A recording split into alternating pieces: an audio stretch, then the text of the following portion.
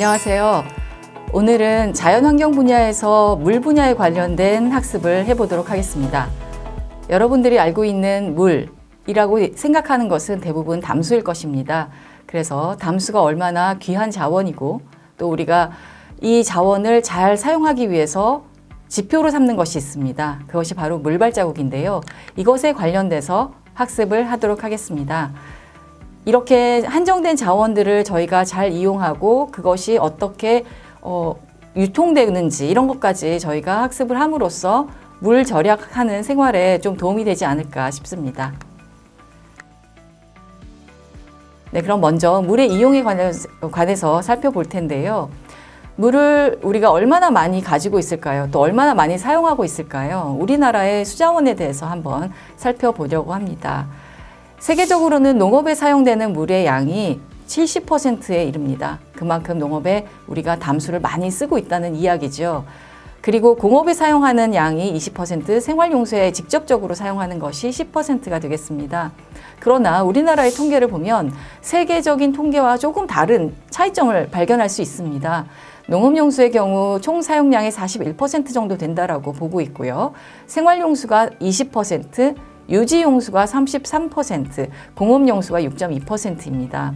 그런데 우리가 유지용수라는 것이 세계적인 통계에서는 잘 잡히지 않는데요. 이것은 우리가 하천에 살고 있는 서식하는 동식물들을 유지하기 위해서 서식지를 그대로 보존하기 위해서 계속해서 흘려내려 보내는 물을 이야기합니다. 그래서 이 유지용수를 제외한다면 대략 66%의 물 사용량이 나오는데요. 그 중에 41%니까 거의 60% 이상이 농업에 사용되고 있다고 볼 수 있습니다. 그러니 세계적인 통계와도 그렇게 큰 차이가 난다고 보긴 어렵고요. 대신 우리나라의 경우에는 도시에 살고 있는 사람들의 비율이 굉장히 높습니다. 도시화율이 높다 보니까 도시 인구가 많아서 직접적으로 사용하는 물의 양이 많습니다. 그래서 공업용수에 비해서 오히려 생활용수가 더 많은 분량을 차지하고 있다, 비율을 차지하고 있다라고 보시면 되겠습니다.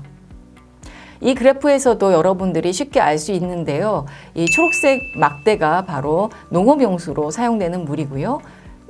푸른색으로 나온 것이 물을 그대로 흘려보내는 유지용수가 되겠습니다. 그 외에 노란색이 바로 저희가 생활용수로 사용하는 부분인데요. 이렇게 많은 비율을 차지하고 있다라고 이해를 하시면 되겠습니다. 그러면 생활용수 외에 우리가 농업용수 그리고 뭔가 더 쓰는 물이 있지 않을까라는 생각을 할 수 있어요. 특히 우리나라의 해외에서 생산된 작물이라든가 생산된 공산품 이런 것들이 제품이 들어올 때 그 제품을 생산하는 데 필요한 물의 양이 있잖아요. 그 물의 양이 우리에게 가상수로서 사용된다라고 봅니다. 그래서 눈에 보이지 않지만 무언가 제품을 생산할 때 사용되는 물, 생산에 포함되는 물을 가상수라고 보고요. 타 지역에서 생산되는 생산품에 사용되는 물을 의미하는 것입니다. 그래서 이렇게 타 지역에서 생산되는 물이 많으면 많을수록 우리의 물 발자국도 우리가 생각하는 것보다 더 많을 수 있다는 거죠. 우리가 갖고 있는 물의 양만 사용하는 것이 아니라 다른 지역에서 생산되는 제품들에 대해서 그만큼 물이 더 사용되고 있으니까 실제로는 우리가 굉장히 많은 물을 더 쓰고 있다라고 보시면 되겠습니다. 그럼 물발자국이라는 것은 뭘까요? 제품 혹은 서비스를 생산, 폐기하는 전 과정에서 소요되는 물의 양입니다. 그래서 수자원에 대한 인간의 영향을 측정하는 지표로 사용하고 있습니다.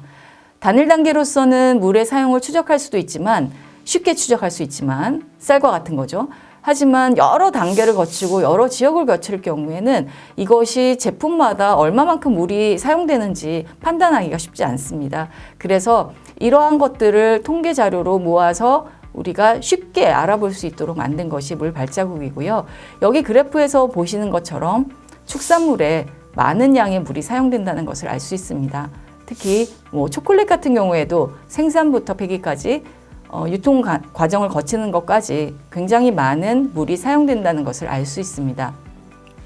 쌀 1kg의 평균 2,500리터를 포함한다고 하는데요. 그 물이 우리가 쌀을 1톤을 수입하게 된다면 가상수만으로도 250만 리터를 수입하는 것과 같은 효과를 낼 수 있습니다. 그래서 우리가 물 발자국을 다른 나라하고 비교를 하기도 하는데요. 여기에서 되게 중요한 부분은요. 물의 자급도입니다.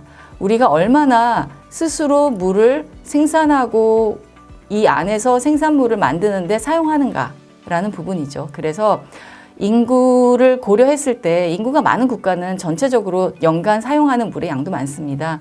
그래서 뭐 일본이라든가 프랑스가 더 많은 수치를 보이곤 있지만 실제로 자급률 자체를 보면 우리가 얼마만큼 우리가 스스로 공급할 수 있는지 이 능력을 볼 수 있는 것이죠. 그래서 우리가 스스로 공급할 수 있는 물의 양에 기반해서 우리의 삶을 유지하는 것도 우리의 국토를 지속 가능하게 유지하는 방법이다라고 볼 수 있습니다.